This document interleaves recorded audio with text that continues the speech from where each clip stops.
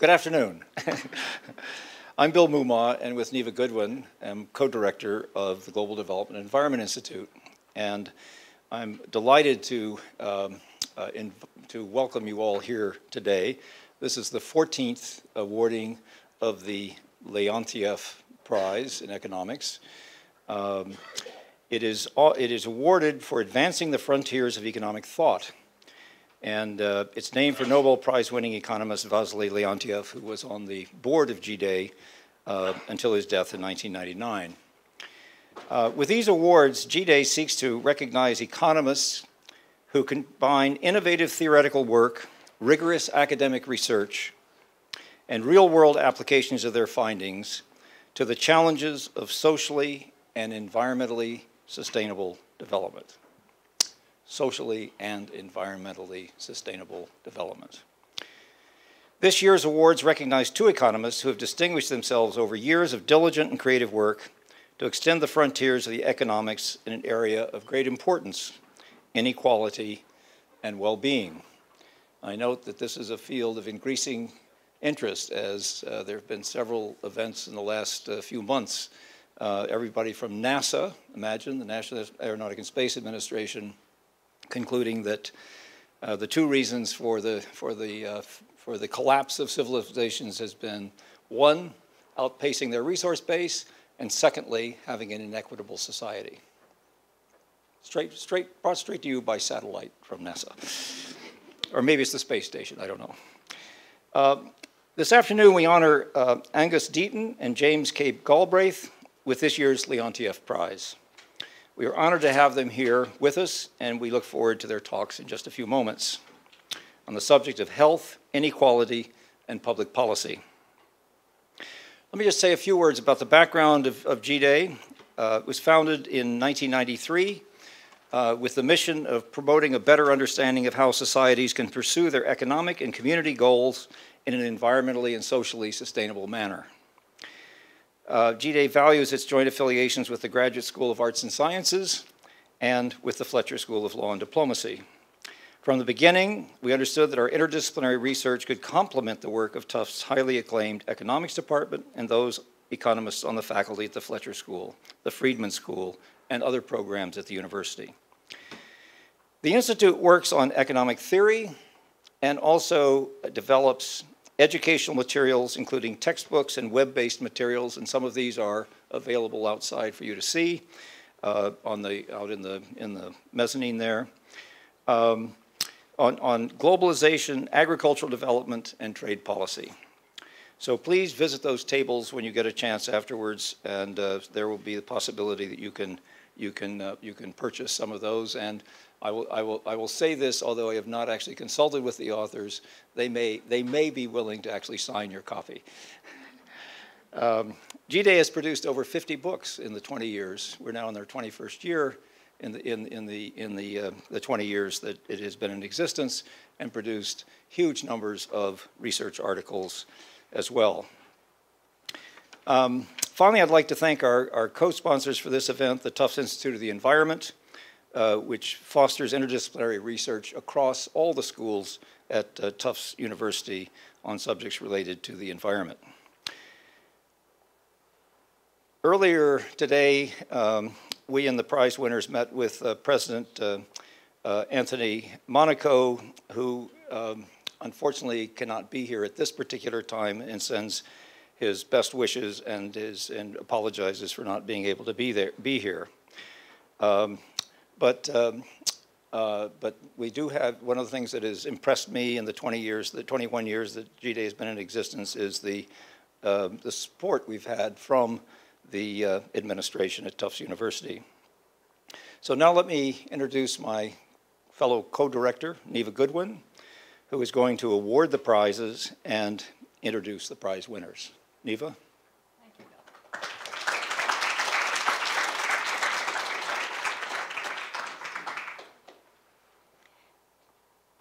Over the years, the Global Development and Environment Institute has used this prize, the Leontief Prize, to celebrate work that illuminates the economic aspects of some of society's fundamental issues, such as the human face of economic development, trade, and work, or how the economy interacts with culture, ethics, technology, and the natural world, just to name a few of the topics of past Leontief events. Inequality is one of the hottest topics of our present time, with huge impacts on a range of issues, local, national, and international. After this week's Supreme Court decision to loosen the few remaining restraints on money in U.S. politics, there's a growing awareness of how unequal wealth can translate into unequal political voice and power. That's just one of the many aspects of this subject. I look forward, as I know all of you do, to hearing what our two illustrious speakers will say on the interactions of inequality with health and well-being, so I won't take more time in general introductions, but will just make a couple of points about how this event will unfold. I will introduce the awardees one at a time, and they will each give a 30-minute talk. We'll save time for questions afterwards, after both presentations are complete. So please hold your questions. I now have the pleasure of introducing Angus Deaton, but Angus, don't come up quite yet. I'll talk about you first. He was born in Edinburgh, and in the course of his career, he crossed the Atlantic and settled in this country while retaining both UK and US citizenships. He's been at Princeton University since 1983, where he is the Dwight D. Eisenhower Professor of International Affairs and Professor of Economics and International Affairs in the Woodrow Wilson School and the Department of Economics. Angus Deaton is a Fellow of the Econometric Society, a corresponding Fellow of the British Academy, and a Fellow of the American Academy of Arts and Sciences. He has received honorary degrees from more places than I will try to enumerate, including Edinburgh, Cyprus, Rome, and Helsinki. In 2009, he was the president of the American Economic Association, and that year, the Agricultural and Applied Economics Association Foundation also presented him with their John Kenneth Galbraith Award. Thus, both of our recipients today connect with the history of this award, whose first two recipients were Amartya Sen and John Kenneth Galbraith, the illustrious father of our other illustrious speaker. We're pleased that the committee that selects winners of the Nobel Memorial Prize in Economics has sometimes agreed with our choices for Leontief Prize winners, as was the case with Amartya Sen, Daniel Kahneman, and of course, Vasily Leontief himself. We believe that in a number of cases, we are simply out ahead of the Royal Swedish Academy of Science. In the case of Angus Deaton, we may not be outrunning them by very much if we follow the organization Science Watch, which tracks trends in science and uses citation data to predict likely future Nobel Prize winners. Using the yardstick of scientific achievements and the acclaim of their peers as measured by citations, in 2012, Science Watch selected Angus Deaton as a citations laureate. His current research interests are in the large areas of health, well-being, and economic development. Also, under a National Institute of Aging grant, he's been looking at healthy aging, including the question of how the well-being of the elderly is affected by living with their children. He's spent decades working with the World Bank to create basic yardsticks for measuring global poverty, and with the Gallup organization in creating survey-based measures of well-being. A major conclusion of his decades of work in these areas is that global poverty today is no longer a result of lack of resources or opportunity, but mostly of poor institutions, poor governance, and toxic politics. In addition to being a recognized world leader in methodologies for measuring poverty, or perhaps I should say as an integral part of his expertise on poverty, Angus Deaton has been examining the determinants of health in rich and poor countries. His latest book, published in 2013, is The Great Escape: Health, Wealth, and the Origins of Inequality. I can't do better than read aloud the review by Ian Morris, or as an excerpt from it, who says, "The Great Escape tells the two biggest stories in history, how humanity got healthy and wealthy, and why some people got so much healthier and wealthier than others. Angus Deaton, one of the world's leading development economists, takes us on an extraordinary journey from an age when almost everyone was poor and sick to one where most people have escaped these evils. And he tells us how the billions still trapped in extreme poverty can join in this great escape." So I look forward with great excitement to hearing what he will say to us, and I also want to present the tangible sign of the Leontief Prize.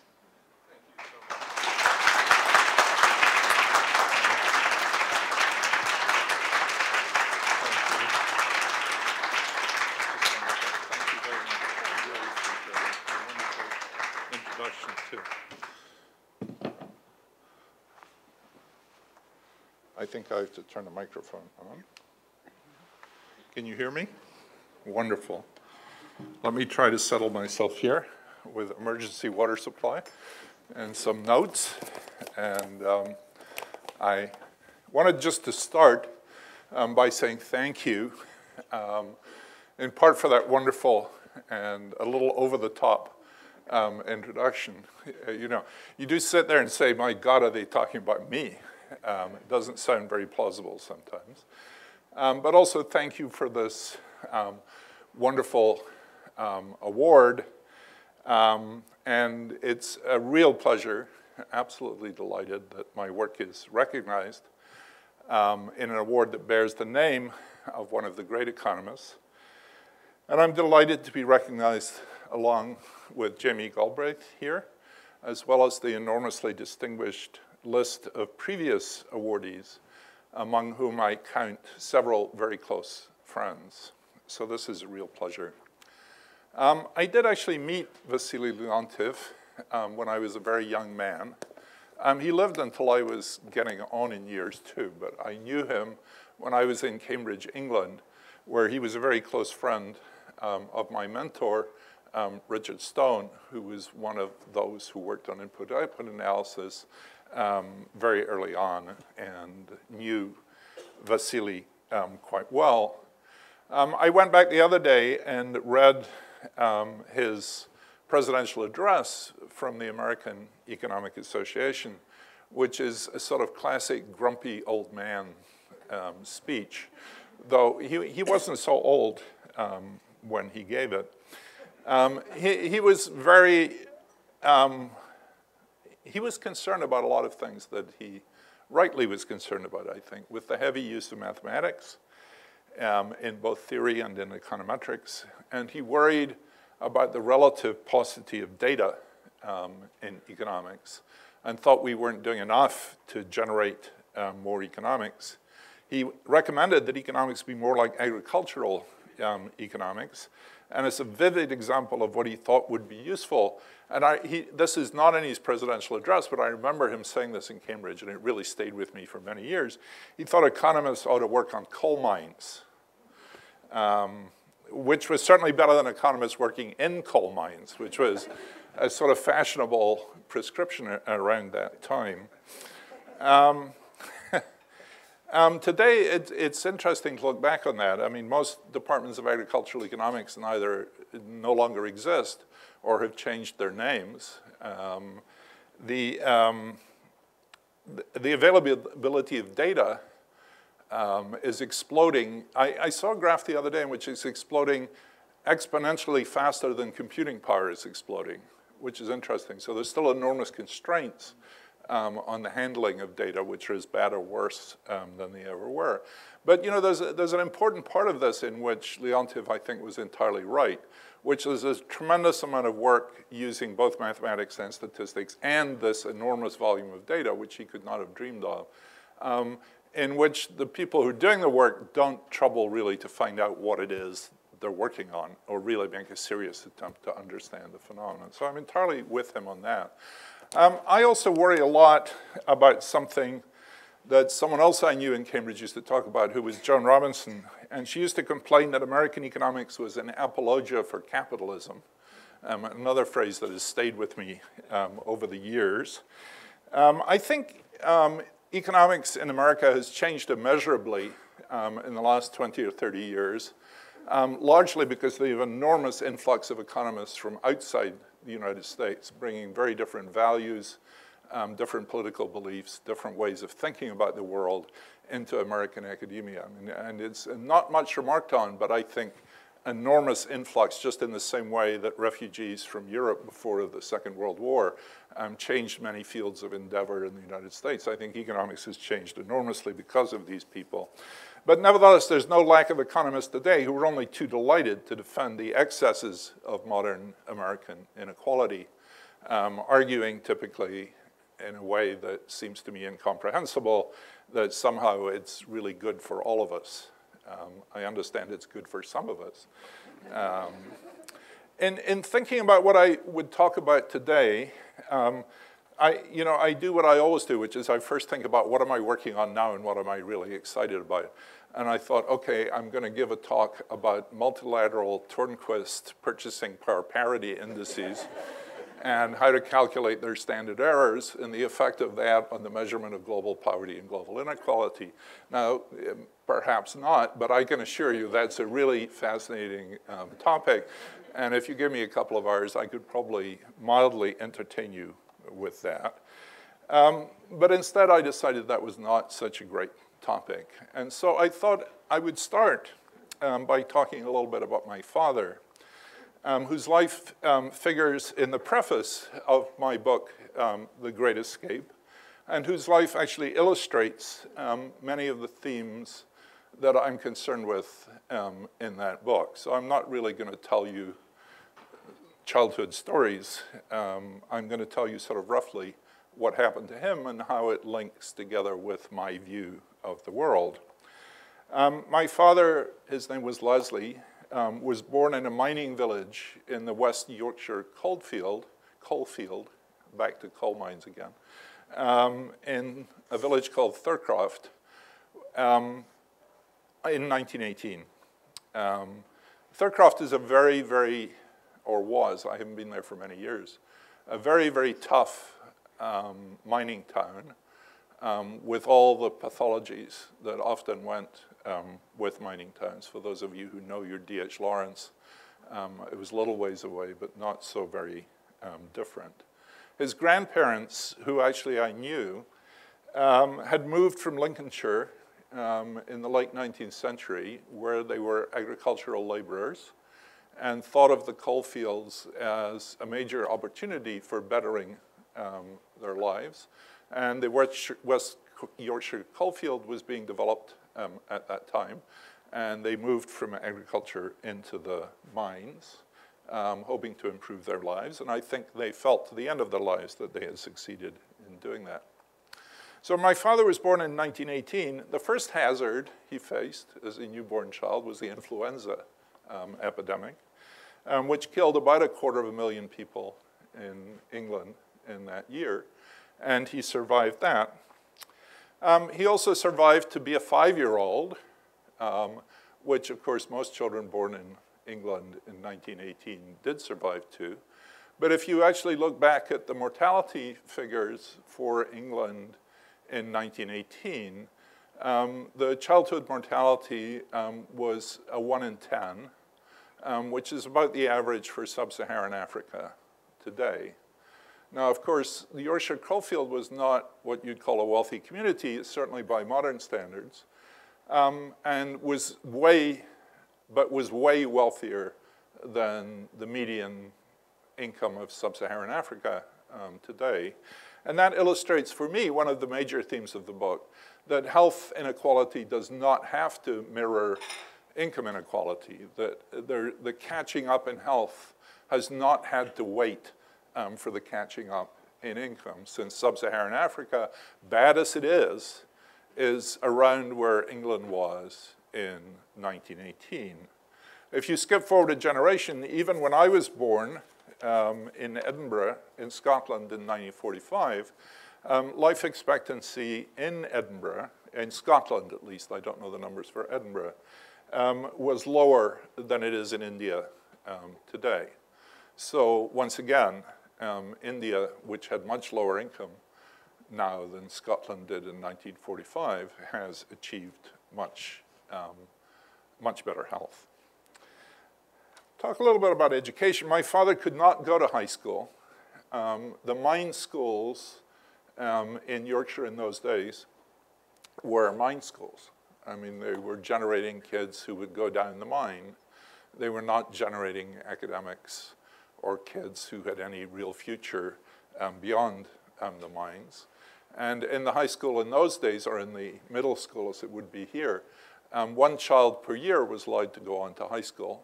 And my father was not that child, even though he was visibly quite smart. He learned to read. He never really learned to write, which for me was a great source of shame as a child, that he'd copied letters by printing them from books and then sort of joined them up with hooks to make it look like he was actually writing. So instead, he became unemployed and joined the long line of likely lads who basically waited in the line to become miners at the coalface after many, many years. He was pretty enterprising, though, and he went to night school and learned what was available in a mining village, which was surveying skills. There were things that would be useful in a mine, which turned out stood him in good stead later. But he was basically just waiting his chance to go down the pit. He became very religious. And I think in reaction to the horrors of the sort of brutal and social environment of the village with much drinking, much violence against women, really not a good place to live. And it was not something he ever liked. And I think the religion helped protect him against that and also validated the sort of things he dreamed about, which would not have been widely validated in the village. And I think the role of religion has been much understated in the importance of well-being and progress. He was really rescued from all this, if you can call it rescue, by the Second World War, which was declared on his 21st birthday. And he's immediately drafted into the army. He went on the British Expeditionary Force to France, which was a disaster. It was evacuated from Dunkirk. My father characteristically missed the boat and had to find some other way back from France. Whereupon he was sent to Scotland to train to become a commando, to be parachuted into Norway to do some destructive thing. And everyone who went on that commando raid died. And he was once again, by luck, rescued, or again rescued in heavy quotes, by contracting tuberculosis. So another great disease intervention. And was put into a sanitarium where he slowly recovered from tuberculosis. It's a sort of interesting story, that, because I did not know about that until almost 50 years later. An uncle told me that this had happened. And having talked to several other people since, having tuberculosis around the 40s and 50s in Britain was a huge source of shame, and that you would not have confessed to anyone. That it would be rather like telling a friend you had syphilis or something. But of course, it's a social shame because it's associated with bad housing and inadequate incomes and so on.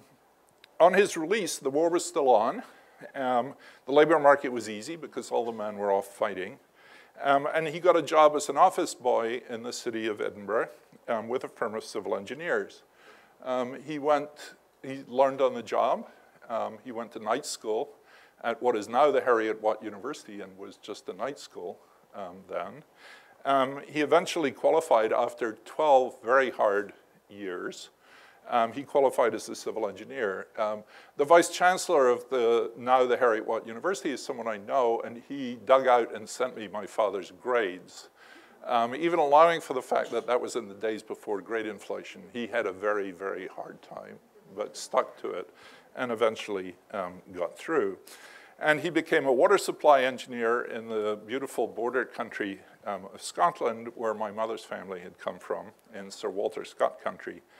And it was also a great escape for me, who was 10 years old at that point, to get away from the filth and grime of Edinburgh as it then was, and moved to sort of hills and streams and trout streams, where I had a very happy time. This is obviously a story of enormous hard work, and my father certainly worked unbelievably hard. But I've tried to emphasize just how much luck played a role in this too. And luck is something that's often underestimated in its role in success, especially by people who've been successful and like to attribute it to their own astonishingly hard work. And one scheme I often think of is my father had been with, say, 100 other boys or 99 other boys in his cohort, and they'd set out on this life's journey together. They would certainly have agreed to a scheme in which any one of them who was successful kicked in 25% of what they earned back into the pool, just in order to provide some insurance in this very lucky game of life. That's one of the reasons we pay taxes, because all of our success depends on other people's success, and it depends on luck, and it's nothing to do with us, even though you can turn that luck into something by a lot of hard work. But here's another part of the inequality. None of my father's relatives in Thurcroft, or none of my mother's cousins or brothers or sisters, ever made it into the professional classes at all. So there was a combination of luck, talent, and hard work. It's also a story of disease. I've told you about he survived the flu, he survived the tuberculosis. He lived into his 90th year, which you would not have bet on, given his early history. His father died in a mining accident, being run over by a runaway truck in the pit. My mother's father died of appendicitis, and neither of those were uncommon things for middle-aged people in the middle of the 20th century. Thinking of myself, I had all of the childhood diseases, which almost no one in the United States or Britain gets anymore, but which of about 500,000 children around the world still die. So once again, this escape from us has left an enormous amount of people behind and generated enormous gaps. My father was, not surprisingly, was very keen for me and my sister to be better educated than he had been. On this, he had to fight against my mother, who really believed in manual work and really could not tolerate the sight of my reading a book. She thought that was something that men did not do. He somehow persuaded my school teachers at the local high school, which he obviously didn't think much of, though one of my classmates actually became an FRS and a knight and master of Churchill College. So, you know, it wasn't such a bad high school. But he persuaded my teachers to train me up for a scholarship exam for the most prestigious and expensive school in Scotland, where I went as an incredibly miserable scholarship boy, and eventually on to Cambridge. But my sister and I were the only one of our 10 cousins who ever made it to university at all.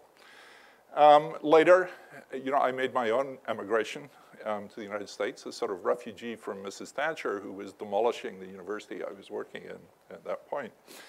And my children, in turn, are both successful in the financial sector, and my grandchildren enjoy the lives of privilege that are part of the great expansion of inequality in America today.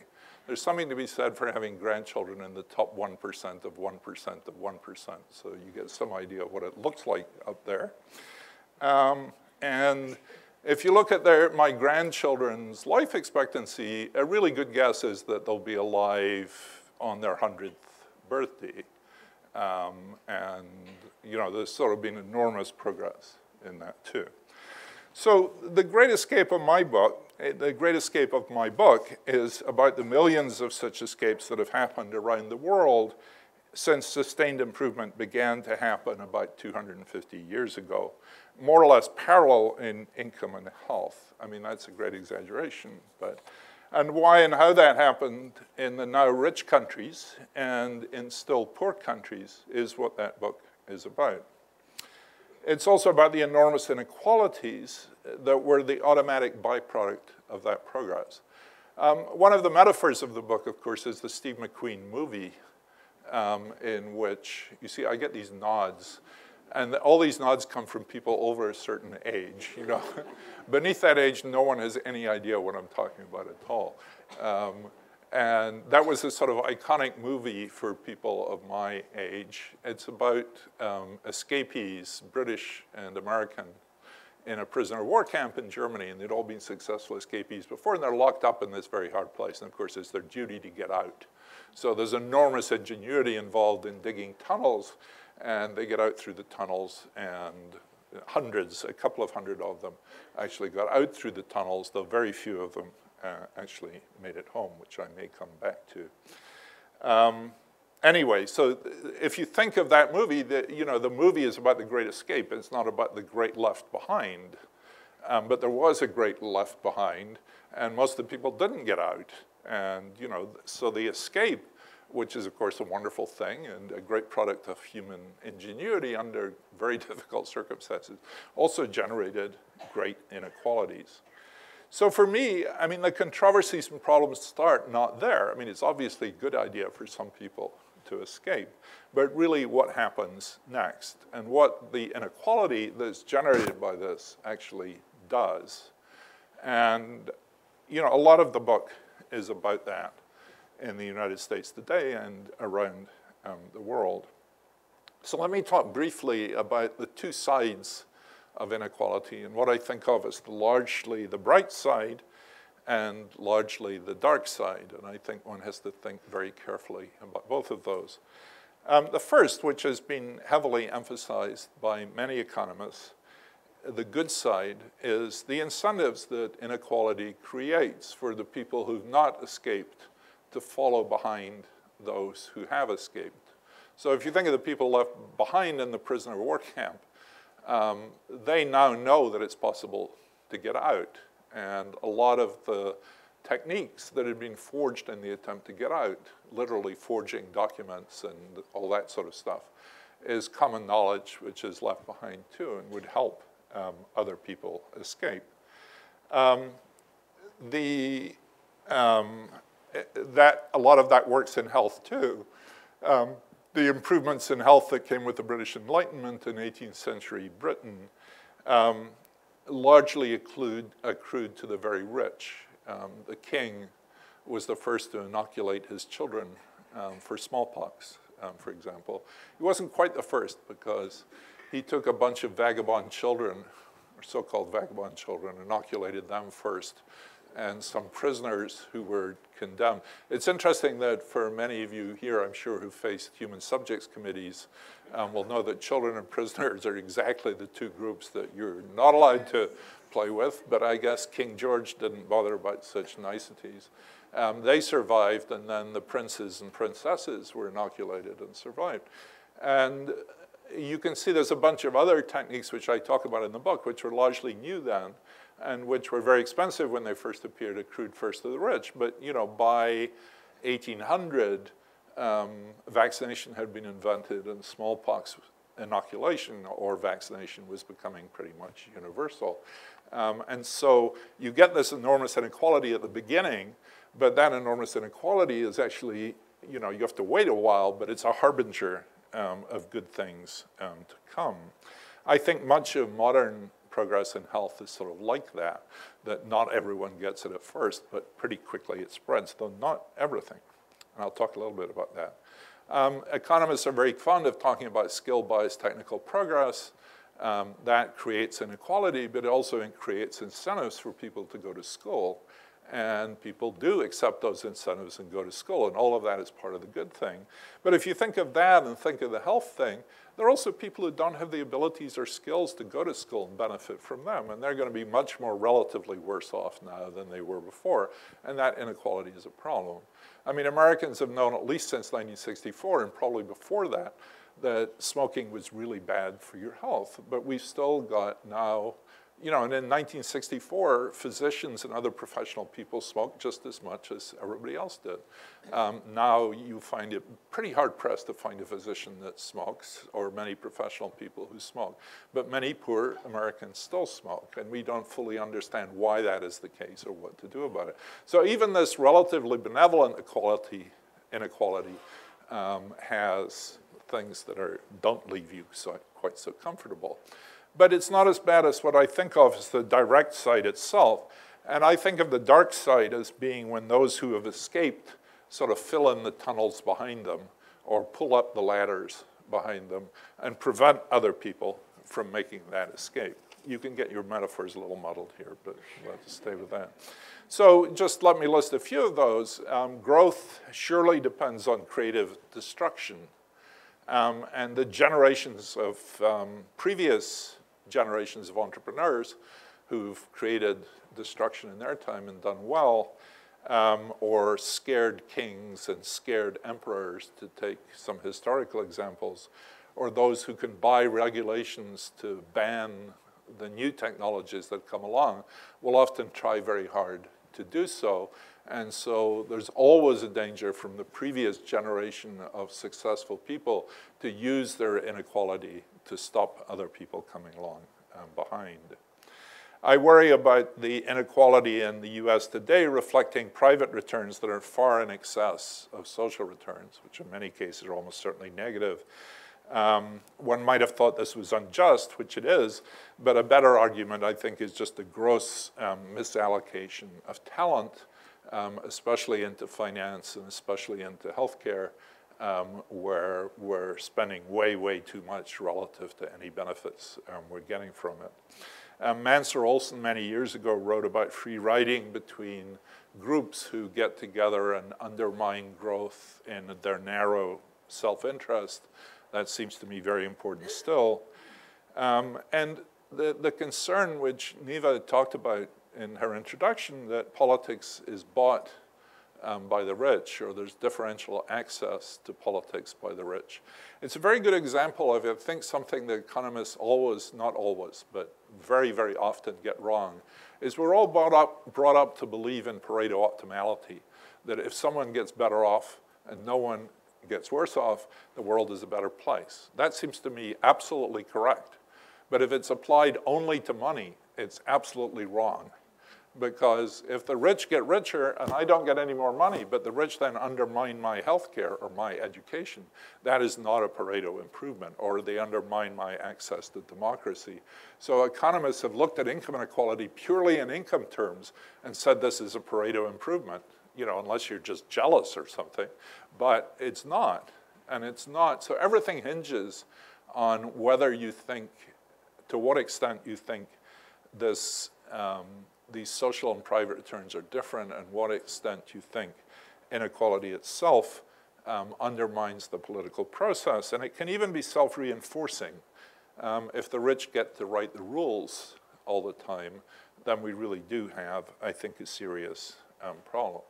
And it's not that this, I'm not totally pessimistic about this, though you will remember, those of you who saw the movie, that in The Great Escape, almost all of the escapees were captured and murdered. And the hero of the movie, who's actually the uncle of a very good friend of mine in South Africa, was shot on the personal orders of Hitler, because this guy had escaped one too many times. But The Great Escape in the end was not a success. And you know, we may look back 250 years from now and think that The Great Escape from 250 years ago was just like some of these earlier flashes of prosperity in China in the 11th century and so on, that they came and went and there's really nothing left. I don't think so, but I think it would be very easy for us to be brought down. But one of the solutions to all of this, I think, is political activism. I see no other solution. Amartya Sen and Jean Drèze have a new book about India where they think it's really beginning to work. And this is grassroots political activism that's forcing government to act in the interests of the people. And, you know, democracy is still alive and well in the United States. I mean, it's under attack all the time, but it's still there. And people can participate and they can shape these things. And it's just not true that we're in a plutocracy yet, and we're a long way from that. But the dangers are there, and I think we have to be very careful of it. One of the parallels that I think for many of us is very interesting is what happened 100 years ago when in the Gilded Age. And what did that inequality do then? There's a wonderful new biography of Woodrow Wilson, who's, you know, the school I teach in is named after. And Woodrow Wilson was appalled by the inequality at Princeton. And it was not just the graduate school, which is what we're all told about, but this was a place that his predecessor as president of Princeton had boasted that he was running the finest gentleman's club in America. And when Woodrow Wilson as a professor had complained that many of these kids didn't even try to do any academic work, Patton, who was president, explained that the sons of rich men had better things to do than study. And you really can't expect them to do that. And Wilson tried to democratize the campus by breaking up the eating clubs and centralizing things. And eventually, of course, the trustees, who contained many men from the gilded rich, forced him out. And, you know, that came to a shuddering halt. And presidents of Princeton have tried to do something about that ever since, with about as much success as Woodrow Wilson has had. But when Woodrow Wilson went to Washington, you know, he continued, you know, Teddy Roosevelt had, you know, tried to bust the great trusts, perhaps not very successfully. Woodrow Wilson reduced the tariff as an inequality reduction measure. He also started the Federal Reserve System as a way of liberating the country from the great New York banks during financial crises. And he instituted the income tax, 1913, which of course is the basis for all of the information we now have on the very top incomes in the United States. Now, where that would have gone, where that dynamic process would have gone, we will never know, because the First World War came along and everything, the sort of discontinuity at that point. But you don't see, I think, in American politics today, anything like that movement against inequality. Maybe it'll come, and you know, it's only relatively recently, I think, that things have it's become so obvious where we are. I have a last chapter of my book, which is the controversial one, in which I argue that the greatest inequalities in the world between poor and rich countries are not being successfully closed by large aid flows from rich countries to poor countries, especially into Africa. And it seems to me that those aid flows, which I'm talking about large financial inflows into countries where those inflows are large relative to GDP, are actually a system that's perpetuating inequality by stopping countries from growing, and in which we, for sort of what I think of as neo-colonial purposes, are making an alliance with very unfortunate governments around the world to jointly exploit their own people. Which is not to say there's a lot we cannot do. I mean, I think there's lots of things we can do, for example, by investing in basic knowledge of diseases and of things that would be helpful to people who do not have the money to create the incentives for that research on its own. All right, I'm going to wind up now, but I mean, my conclusion is that the world is a way better place than it used to be, but that the inequality that often comes with progress in health and in living standards is itself a potential threat to the future. And the much documented increase in top incomes in the United States will very quickly turn itself into an enormous preponderance of wealth at the very top, because there's no way those people can spend what are loosely called their earnings. And so those people will be handing enormous fortunes onto their children, and then we get the Gilded Age released in full spate. So for me, and we've heard this already, so I had this written down here, though, so I'm just not copying it.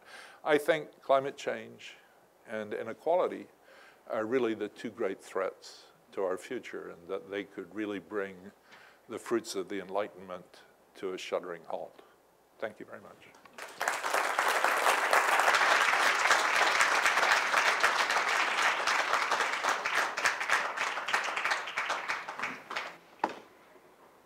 Thank you very much, Angus. That was really exciting and illuminating. And I'm now looking forward very much to hearing from James Galbraith. He teaches economics, government, and a variety of other subjects at the University of Texas LBJ School and its Department of Government in Austin, Texas, where he holds the Lloyd M. Benson Jr. Chair in Government and Business Relations. I think he's the author of 8 books. Jamie, your website has not managed to keep up with you. I don't think it lists them all, as well as several hundred scholarly and policy articles. His recent books include, from 2006, Unbearable Cost, Bush, Greenspan, and the Economics of Empire. In 2008, The Predator State, How Conservatives Abandoned the Free Market and Why Liberals Should Too. I have a friend who has copyrighted the statement, "There's no such thing as a free market." Jamie's book, The Predator State, discusses how corporate interests have essentially expropriated government institutions for their own profit at the expense of the public interest.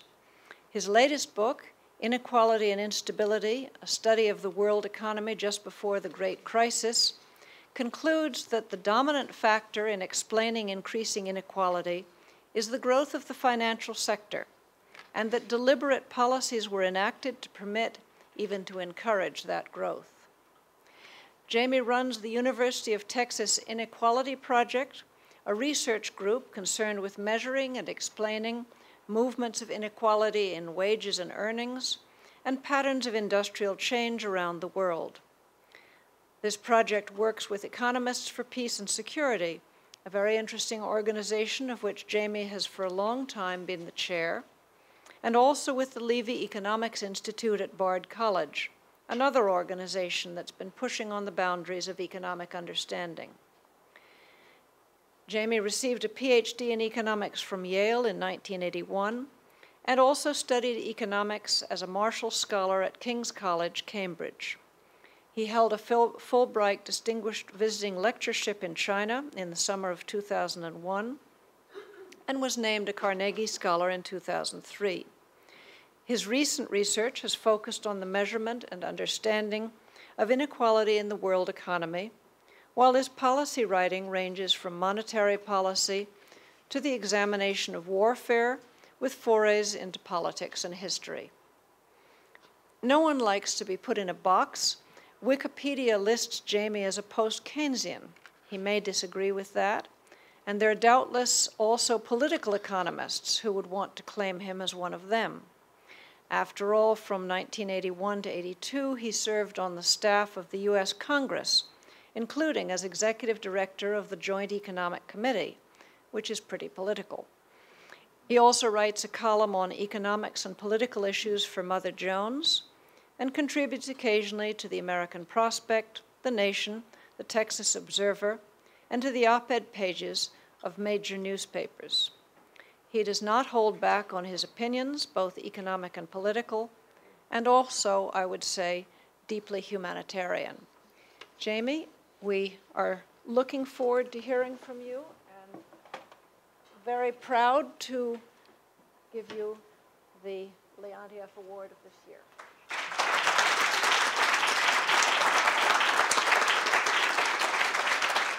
Neva, thank you very much, and it is a great pleasure to be here. It's a high honor to receive this prize, and especially alongside Angus Deaton. Angus, as you were speaking, I reflected on a great many things that I did not know that we had in common. Quite apart from the most obvious one, our our common roots in the old country of Scotland.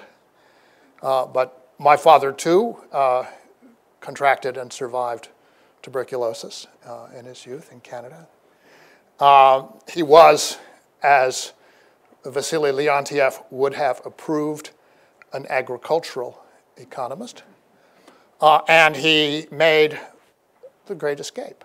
And at his memorial in 2006, George McGovern spoke of having encountered him on one occasion on an airplane. And late at night, Dad, as usual, was working. George sat down next to him and said, Ken, do you ever get tired of the life of flying? Ken said, George, when I do, I think of my alternative, which was farming. And McGovern said, as he related that story, right away I felt better. I also should perhaps note, just parenthetically, that once, for a short while, as a teenager, I dated a girl whose father had been an escape officer for the RAF in one of the German prisoner of war camps. And had, I think, been involved in the making of the film, The Great Escape. On an occasion such as this, one owes the audience a brief, modest, and not overly imaginary account of why it might have been merited. I'm tempted to ask, to begin with, how did you find me? Certainly not, or at least I strongly suspect not, by trolling the classification codes of the Journal of Economic Literature.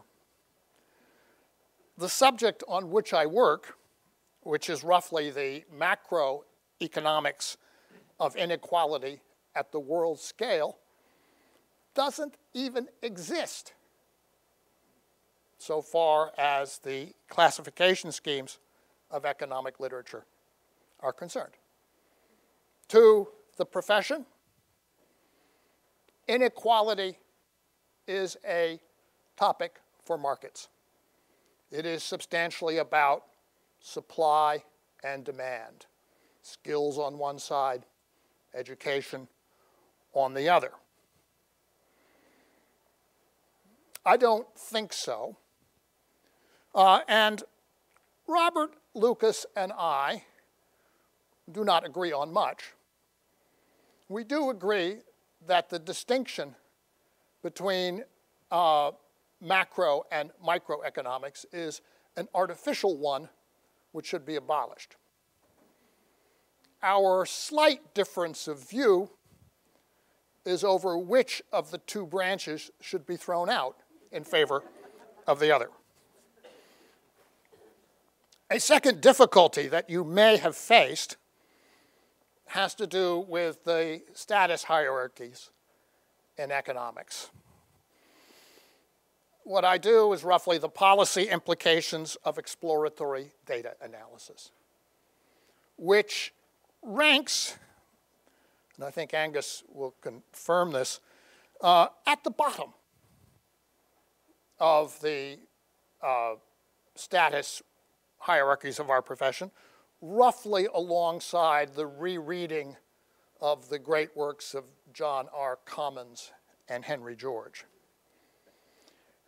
One might have called this the Leontief Prize for toiling a long time in obscurity. Of course, as you realize, Vasily Leontief, who was my first instructor in economics, would have liked that.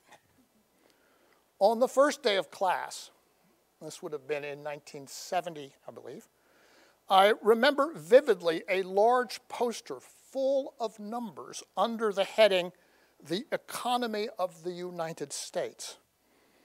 It was his input-output matrix in real life. He believed in the application of fact to policy. And for that belief, he experienced, in spite of his renown in the world and his Nobel Prize, the downgrading over time that goes to overly practical people. There was a moment a few years later when he was speaking to my father, and they paused to calculate how many votes each of them would have gotten if their case for tenure were presented to the faculty at that time. My father came up with 8. Vasily had come up with 9. So that raised a question. My dad asked to see Vasily's list, and he said, "Vasily, you can't vote for yourself for tenure." To which the impeccable logician replied, "Why not? I'm a tenured member of this department." I was drawn in to work on inequality, now quite a long time ago, middle 1990s, by the 20th Century Fund, as it then was. And from the start, it seemed to me that the questions that I was being asked to look at could not be answered persuasively from the evidence that was then at hand. And it became clear that there was a problem with the character of the evidence. Sample surveys were the fruits of immense, determined, difficult, and honest labor, and particularly when collected over time or across large numbers of countries, they were limited, noisy, inconsistent in the concepts that they measured, sparse, and very expensive. On the other hand, there was a lot of information of an administrative, geographic, sectoral, or industrial sort that was plentiful, reasonably consistent, extremely cheap to acquire, and neglected. And the question arose as to whether that material could be exploited for useful information about the problem, which was the level and change over time of economic inequality. And it seemed to me that it could. And an encounter with the writing of the Chicago-based econometrician Henri Theil suggested a very easy way of proceeding. So Theil's little toy became my hammer, and for many years thereafter, practically any number that I came across looked to me like a nail. Why use this approach? Well, perhaps you remember the bicolored python rock snake in Kipling's How the Elephant Got Its Trunk. First advantage. You can calculate dense, consistent time series of inequality from many different sources this way, and you can compare them. Second advantage. If it happens to be the case that multiple jurisdictions, say countries, or within a country, provinces or states, happen to adopt or are obliged to adopt a common category scheme, then it turns out you can also compare the inequality in one place with the inequality in someplace else. Third advantage, having to do with the nature of these statistics, which can be added and up together and decomposed, you can group things up or down at will and in a consistent way, going from, in the United States, counties to states, to countries, or across countries to whole continents, or to the world as a whole. Or you can do the same thing, for example, with a hierarchy of industrial classifications, going from 4-digit to 3-digit to 2-digit levels or the other way. Fourth advantage, you can pick out without benefit of regression or anything complicated, just by visual inspection, who the actual winners and losers in relative terms are over time. It gives you a very clear picture, and I'll show you a little bit momentarily. Fifth advantage, you can extract common trends across countries, or any other unit that you're observing, even at the global level, so you can get some sense of the interdependence, regional, interregional, across time, and therefore of the macroeconomic character of events affecting economic inequality. So rather than taking as an a priori truth that what you're looking at is the supply and demand in some previously defined market, say the labor market of Belgium, you can ask the question, is what's going on here something that originates inside the jurisdiction you're looking at, or is it part of something that is a larger common phenomenon and therefore likely to have a common or an external source?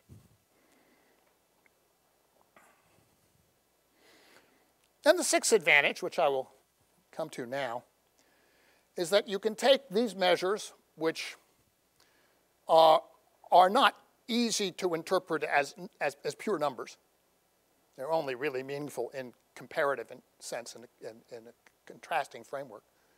And you can convert them into the standard metric, which is Gini coefficients, that everybody else uses, and therefore make an effort to assess how these numbers fare in relationship to the literature at large. And that's what the small piece of the work that we've been doing that is in fact most recent, just coming out of my little kitchen workshop in the last few months, that I would like to spend a little time talking about and showing you just now. So if you thought you were going to get through this afternoon's presentation without a slideshow and without having to focus your attention on some data, I hate to disappoint you. We did not know, of course, in calculating these measures, whether our estimates were really consistent with those other people had been finding. So I set a very talented student to work, going through the literature for a series of countries and simply recording from the papers what the measures of inequality were and what concept was associated with each one. And what we did was to plot them with a color scheme, where green represents what's so-called market-based incomes, typically the most unequal. Red represents disposable income after taxes and transfer, the inequality thereof, typically the most equal. Blue is gross household income inequality, which is close to what we are trying to estimate, and black is our measure. Here is, for example, Canada.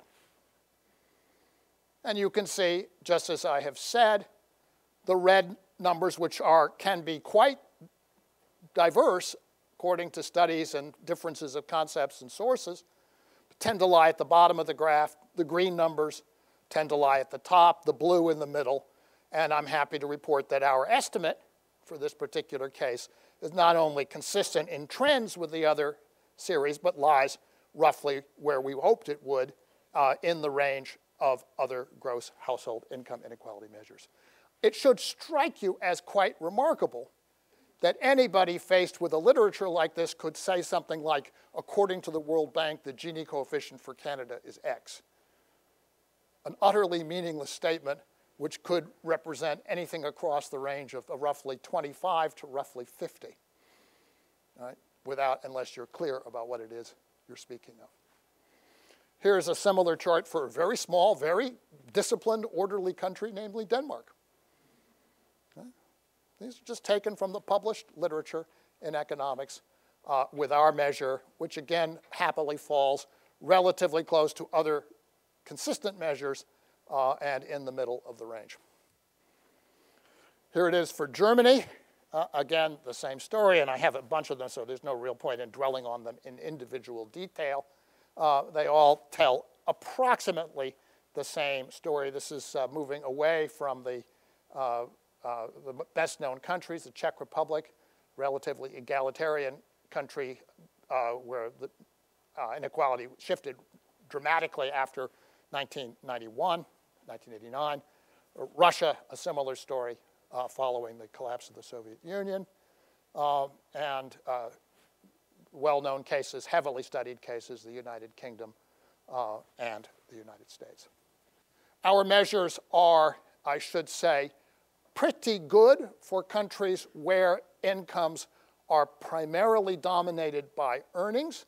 Not so great for the case, for example, of the United States, where a substantial share of the inequality is clearly driven by the environment into which Angus's grandchildren are being raised, namely the top 0.1 of 0.1%. And you can see that in the two peaks in the middle of that diagram that are closely associated with the movements of the stock market to peaks in 2000 and 2007. To clarify the US case, well, I think I have a little bit of conclusions, which are, first of all, that the measures in the literature are extremely messy. There are large differences between market gross and net income inequality. Our measures, we believe, do appear to provide reasonably consistent and comparable estimates, although we concede that they are not perfect. To clarify the situation of the United States, just using our data, one can find other sources which give you essentially the same result. This is tax records across counties, the inequality thereof calculated year by year from local area personal income statistics, and you can see very clearly the peak in 2000, the peak in 2007.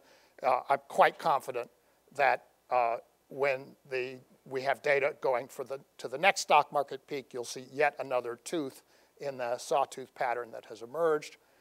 It's, in fact, clear to me that for the United States, the measurement of taxable income inequality is not really necessary. You can simply turn on the television and watch the ticker go by, and it will tell you what is going to be happening to tax records as the stock market goes up and down. But with county-based data, one can, in fact, do a great deal of detailed analysis. This is just one way of presenting the winners and the losers by county in the middle 2000s in the course of the real estate boom. I'm afraid with the lights you can't see quite as well as I can on my chart, but you can certainly see the booms, first of all, around Silicon Valley in Southern California and in parts of Florida, which were associated with activity at that particular moment. It goes away at other periods of this analysis. It's actually quite a changeable pattern of who the large income winners in a big country are at any given time, although there is one county which is always at the peak of the peak, and that is, of course, New York, Manhattan, and the incomes recorded on Wall Street, as you would expect. Looking over the entire globe and at the distribution of measures in our latest version of this data set, you get something like this, recorded the distribution of the means, the maximum, and the minima. I won't go into that. Looking at it by country from low to high, this is roughly the spectrum with minima and maxima also recorded. That's not a time trend, that's just a ranking of countries from low to high. This one here is the late and unlimited German Democratic Republic.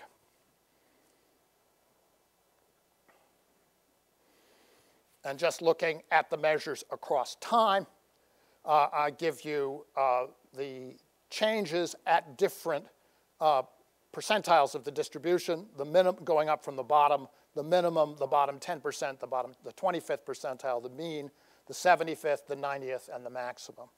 And what you can see here, of course, is that at least some of the changes are associated with rapid rises in the lowest inequality countries with the end of the communist regimes. The major, there is, although the scale is very compressed, there is a distinct upward movement mainly through the 80s and 90s that peaks out around 2000. That upward movement appears to be a bit more pronounced amongst the relatively low-income inequality countries to begin with than amongst the higher inequality countries. So that just to give you a sense of the kinds of patterns that emerge in this data. Much more will be coming shortly. That is data that is observed at the national level only, but we have a great deal of information that can be gleaned from sources that are readily available at the national scale. We've been tracking measures for China, for example, for many years now. This is the most recent iteration of that. And it tells, I think, a very interesting tale, which, so far as I know, is not yet reflected in the survey literature, but I predict it will be, which is that if you measure inequality across the provinces of China, there was actually a peak quite some time ago. This is around the early 2000s, and a decline ever since as the growth of the advanced sectors in China diffuses from the initial concentration in the south, plus Beijing and Shanghai, to other provinces. And that was whereas the inequality measured across sectors in China continues to increase until 2008, and then it also peaks with the crisis. And sectors in China include finance and utilities and real estate and so forth, which are obviously strongly influenced by the credit cycle, so that after 2008, both of these forces are producing actual declines in inequality in China. So the great rise in inequality in China, which characterized the reform period, appears to have ended now already 6 years ago. And we shall see whether other research backs up that conclusion in due course. To come up with something that, so far as I know, had not been calculated until last week, when one of my students did it as a little exercise over a few minutes on Monday morning, we have added up the inequality across sectors and regions, 272 regions and 6 sectors of all the countries of Europe, right? From Eurostat's Regio data set. And here one can see a very interesting pattern, which is a decline and a sharp decline at the moment of the great financial crisis in 2008. And when you disaggregate this across sectors, it's pretty obvious what is going on. This is a very substantial role of the financial sector across Europe, which is diminished by the effect of the crisis on that sector following 2008. That's simply what is going on in the data for Europe, taken as a single integrated continental economy, which is something we can do with this approach that is very difficult to do if you are trying to merge survey data from individual countries. It gives you a sense of the flexibility and the range of the approach, and also of the ability to draw a simple conclusion, which is the one that Neva articulated in her introduction, which would have possibly have spared me the entire need to make this presentation, namely that practically everywhere you look in the measurement of inequality in the modern world, you find that a dominant force is the share of income that is accruing to the financial sector. When it goes up, inequality rises. When it comes down, the average numbers decrease. Is this necessarily a good thing? No, because when finance fails, the rest of us fail with it. So we're not necessarily better off simply because inequality numbers have changed.